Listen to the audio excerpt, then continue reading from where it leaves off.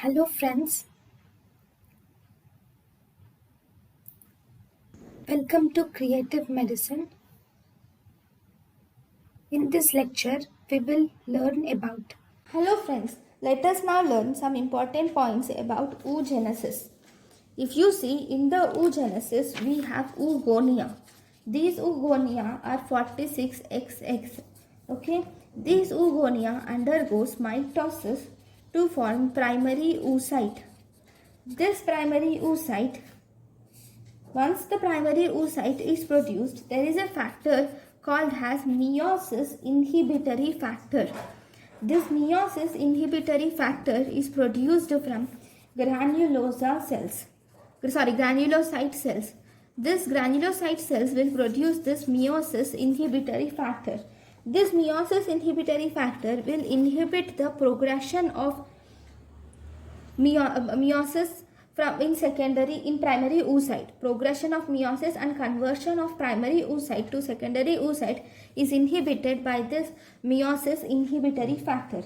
As a result, there is arrest in the meiosis occurs, especially in the diplotin stage of prophase 1. In the diplotin stage of prophase 1 of meiosis, the arrest of oogenesis will occur.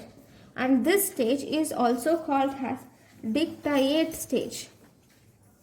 Right now, so now the oogenesis is arrested. Now the baby reaches the puberty.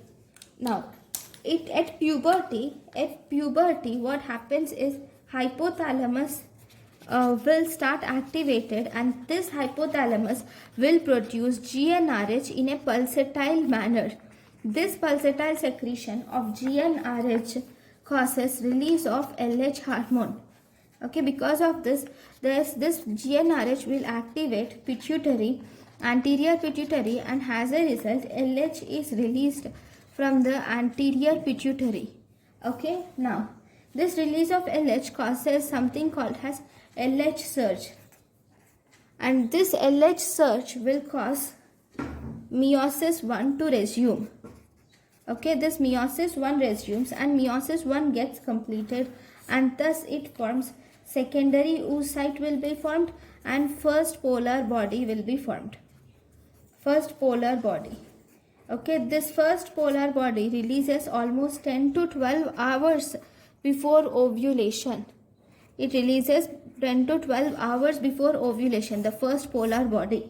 Now, this secondary oocyte now starts its meiosis 2. Then will meiosis 2 completed? No. This meiosis 2 gets arrested in metaphase. It is arrested in mainly metaphase. Okay. Now this meiosis 2 gets arrested in metaphase. Now after this meiosis 2,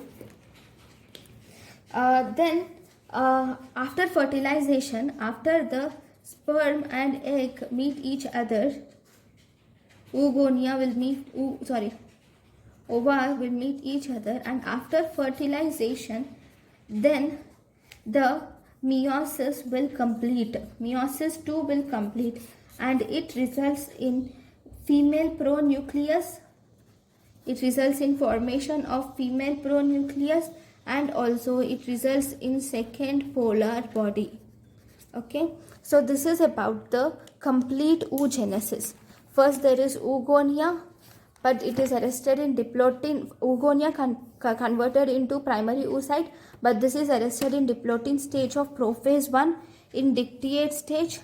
Then there is pulsatile GnRH, and finally this is also gets arrested in metaphase, and finally after fertilization the meiosis 2 will resume, and it results in the formation of female pronucleus and second polar body. So let us learn some one-liners in this topic. Okay, so these one-liners are important. So germ cells reach so the germ cells reach the yolk sac at around 3 weeks. At around 3 weeks, the germ cells reach the yolk sac. Then these germ cells reach the gonad. At around 9 weeks, the germ cells will reach the gonad. and these at 6 weeks. First, germ cells reach the yolk sac at 3 weeks. Germ cells reach the gonad at 6 weeks, and primary oocyte is formed at 12 to 16 weeks. But first, oogonia should be formed, right? Oogonia is formed at 9 weeks. Oogonia is formed at 9 weeks, and primary oocyte is formed at 12 to 16 weeks. Then follicle formation begins at 15 to 20 weeks, and this follicle formation completes by 22 to 24 weeks. So germ cells reach the yolk sac at 3 weeks. Germ cells will reach the gonad at 6 weeks. Oogonia will be formed at 9 weeks. Primary oocyte is formed at 12 to 16 weeks. Follicle formation begins by 15 to 20 weeks. Follicle formation completes by 22 to 24 weeks. Right? Next, if you were asked, there are some more one-liners. What is the largest cell of the body? Largest cell of the body is ova, is the largest cell of the body, okay, which is measuring around 120 microns. Size of resting follicle is 0.02 millimeters. Size of the follicle just before ovulation, if you see, before ovulation the size of the follicle increases to 18 to 20 millimeters. The size of the resting follicle is 0.02 millimeters, and the size of the follicle before ovulation is 18 to 20 millimeters.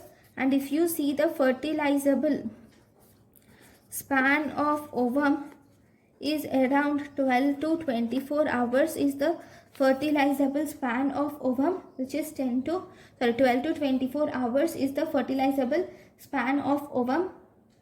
Then if you see one more group of MCQs, we have number of follicles per primary oocyte.